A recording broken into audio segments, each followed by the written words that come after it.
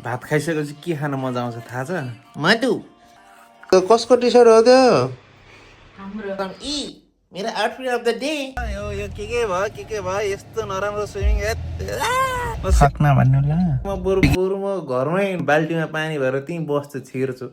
नमस्कार सबैजनालाई। आज हामी फेरि फिर्ता आएका छौँ सानो ब्लगका साथ। आज जर्मनीमा 32 डिग्री छ हामी बसेको ठाउँमा। 32 डिग्री भनेको चाहिँ अब यहाँ चिसो देशमा बस्ने बानी भएर हो कि किन हो, साह्रै गर्मी। अहिले त त्यस्तो धेरै छैन, 25-26 कति होला, जस म्याक्सिमम चाहिँ 32 पुग्छ 3-4 घन्टामा। अहिले भात भात भात भात पोलेर ओहो अब गर्मी सहन सक्ने बानी हराएछ। यहाँ चाहिँ समरमा गर्ने के त नम्बर 1 कुरा आइसक्रिम खाने बाहेक भन्दाखेरि स्विमिङ पुल जाने। त्यही भएर हाम्रो आजको योजना त्यही छ।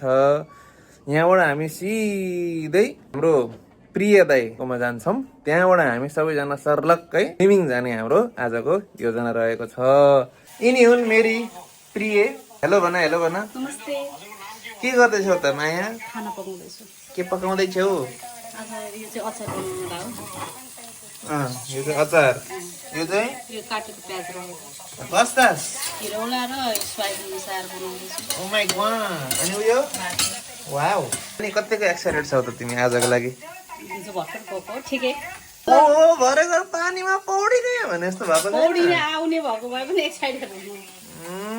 त्यही सिक्ने हो नि। त्यही सिक्दैछु। अब अलिकति सरसफाइ गरेर सनक्क बनाएर चाहिँ आनन्दले मनचङ्गा खैकेमा गङ्गा भन्ने जस्तै गरी जानु पर्यो नि पौडी खेल्न, होइन? है त।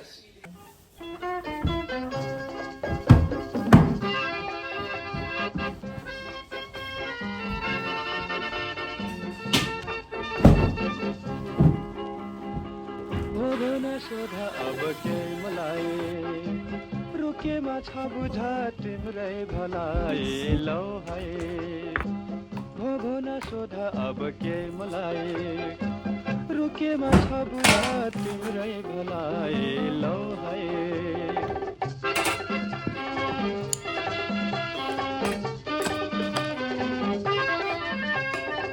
चाँदनी रात नीलो आकाश छर्छन् जाई जुई सुबास चाँदनी रात नीलो आकाश छर्छन् जाई जुई सुबास। भात खाइसकेपछि के खान मजा आउँछ थाहा छ?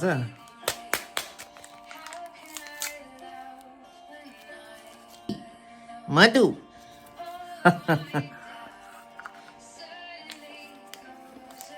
बचपन की यादें। वाह वाह वाह वाह।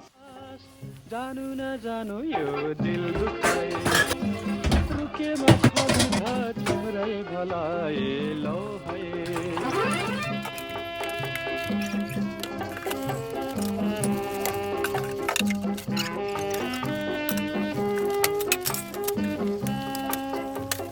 टाला तारा मुनि सालला सालला बजने ध्वनि सालला तारा मुनि सालला। कस्तो छ मेरो लुक? अच्छा वाला। त्यो त कसको टी सर्ट हो त्यो? हाम्रो मोटार केही लुगा हुँदैन भोलिबाट गर्छु एक्सर्साइज डाइटिङ जगिङ के गर्ने हो। हामी अब घरका कामहरू सकिसकेर खानासाना खाइसकेर धन्ना चन्ना भ्याक्युम स्याक्युम सिद्धाइसकेर चाहिँ अब हामी पौडी खेल्न जानलाई तयार भइसकेका छौँ। मेरो आउटफिट अफ द डे भनेको यही हो। कट्टु लाएर जाने गर्मीमा अफकोर्स, होइन? बडी पनि रेडी भइसक्यो। अब लास्ट मिनट कच्चा कुराहरू बाँकी हुन्छन्। अब हामी निस्किन्छौँ। सुन्नु आउनु आए रुकेमा छ बुझा तिम्रै भलाई। हामी चाहिँ हाम्रो सेकेन्ड लास्ट गन्तव्यमा चाहिँ आइपुगेका छौँ। हाम्रो प्रिय दाई। हेलो भनिदिउँ दाई, हेलो भनिदिउँ। चियर्स। नमस्ते। How are you doing? I'm doing good and you? What about you? म पनि त्यही थ्याङ्क यू। कतिको हामी जोसमा छौँ त स्विमिङ जान। तपाईँ त माछा हुनु भएको छ भन्ने सुनेको छु मैले। म समुद्रमा गएर पुरा माछा भएर आएको छु। ठिक ल। अब चाहिँ हामी फाइनली जाँदैछौँ हाम्रो पौडी खेल्ने स्थानमा। कहाँ जाँदैछौँ रे हामी? पौडी खेल्ने स्थानमा। ठिक। के भन्नुहुन्छ त दाइ? भेरी गुड हामी पौडी खेल्ने स्थानै जाँदैछ कतिको जोसिनु भएको छ त तपाईँ? जोसिया छ कि जोसिने पौडी कतिको एक्साइटेड हुनुहुन्छ भने? एक्साइटेड साह्रै What's up guys? यो चाहिँ साह्रै दुःखद खबर छ।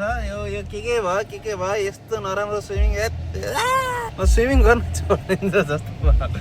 यो जस्तो नराम्रो एक्सपिरियन्स त यति धेरै मान्छे, एउटा पुल पनि बिग्रेको अनि फोहोर पनि पानी, मान्छे यति धेरै यो शनिबार आउनको लागि चाहिँ खासै राम्रो ठाउँ होइन रहेछ। सबैजना हामी जस्तो सोचमा आउँदो रहेछन् स्विमिङ पुल। फोहोर पनि मजा पनि आएन, पैसा पनि उठ्यो जस्तो लागेन। सस्तो त थियो तर पैसा उठेन क्या। फाक्न भन्नु ल के केमा धेरै कुरा भयो। गाडी पनि अलिकति कुत्तर मिनार भयो अगाडिपट्टि, कोतारियो भनेको। स्विमिङ पनि त्यस्तै भयो। हामी त गएको 1 घन्टामा फर्किसक्यौँ। हात्ती आयो फुस्सा भन्ने यस्तै भयो। कस्तो लाग्यो त टोलीहरूलाई? स्याड भयो, स्याड जो नगएको भयो। यहाँ घाउ बनाएर यो हातमा खै कहाँ जे खन के भयो खै कहाँ अम्लाले देखाउँदा कहाँ गाउ? यत्रो रातो भएको छ यहाँदेखि यहाँसम्म।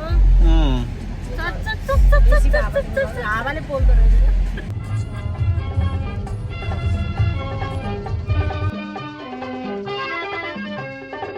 बसन्ती हावा फुलको मेला रूपौला घटा प्यारको बेला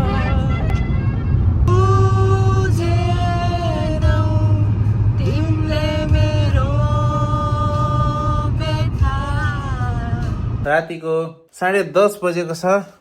बाहिर अझ पनि आकाशमा अलिअलि उज्यालो देखिन्छ। आजको दिन जति एक्साइटमेन्टले भरिएको थियो हाम्रो बिहान, त्यहाँ पुगेपछि त्यति नै डिसपोइन्टमेन्ट्सहरू थिए। त्यो सानो हाम्रो एक्सिडेन्ट पनि भयो। पुल पनि भने जस्तो थिएन, त्यहाँ कन्स्ट्रक्सन भइरहेको रहेछ। एउटा पुल बन्दै रहेछ, अर्को पुल पनि फोहोर पानी, मान्छे धेरै हो, गनाउने के गर्ने। अब यस्तो पुल देखेर त्यहाँ त म बरु म घरमै बाल्टीमा पानी भएर त्यहीँ बस्छु, छिर्छु। अब जर्मनी र अर्को एउटा देशको म्याच छ। 23 मिनट भइसकेको रहेछ। हामी चाहिँ अब ट्याक्कसँगले गेम हेर्न बस्छौँ। कसैले गोल हानेको रहन्छ, कुनै गोल मिस भएन है त साथीहरू। Thanks for watching.